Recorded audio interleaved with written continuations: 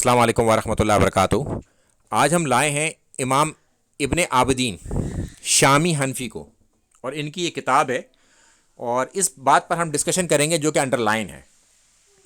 میں آپ کو اس کتاب کا پہلے جے پی جی کنفرم کرا دیتا ہوں، اور اس کے بعد اب ہم چلتے ہیں اس کے ترجمے کے اوپر کہ امام ابن عابدین شامی حنفی لکھتے ہیں کہ اگر حضرت علی رضی اللہ تعالیٰ عنہ نہ ہوتے تو ہم نہ جان پاتے کہ اہل قبلہ یعنی کہ مسلمان باغیوں سے جنگ کس طرح کی جاتی ہے۔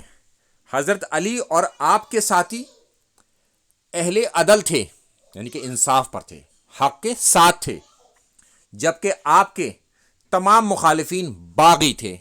یہ فتویٰ ہے بڑے بڑے حنفی اماموں کا، معاویہ بن سفیان اور ان کے ساتھیوں کے سے متعلق، کہ یہ سب لوگ انہیں باغی سمجھتے تھے۔ اللہ کے رسول صلی اللہ علیہ وسلم کی حدیث کے مطابق کہ عمار رضی اللہ تعالیٰ عنہ کو ایک باغی جماعت قتل کرے گی، عمار تو انہیں جنت کی طرف بلائیں گے اور وہ جماعت جہنم کی طرف بلانے والی ہوگی۔ یہ آخری والا سینٹنس تو اور بھی خطرناک ہے۔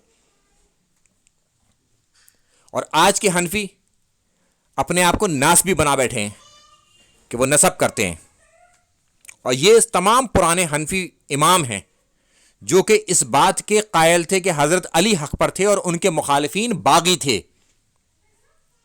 اور اب لوگوں نے ایک چوہا چھوڑ دیا کہ ان کی اجتہادی غلطی تھی، اور دونوں ہی حق پر تھے۔ دونوں حق پر کیسے ہو سکتے ہیں؟ اللہ کے رسول صلی اللہ علیہ وسلم نے فرمایا کہ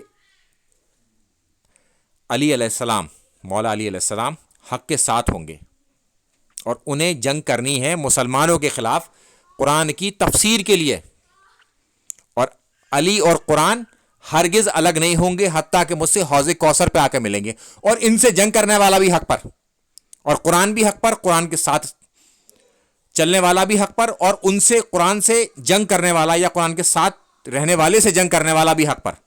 یہ کیسے ممکن ہے؟ یہ تو اپنے اماموں کو بھی چھوڑ چکے ہیں آج حنفی، جن کا یہ موقف تھا کہ مولا علیہ السلام حق پر تھے اور ان کے مخالف سب کے سب باغی تھے۔ السلام علیکم ورحمۃ اللہ وبرکاتہ۔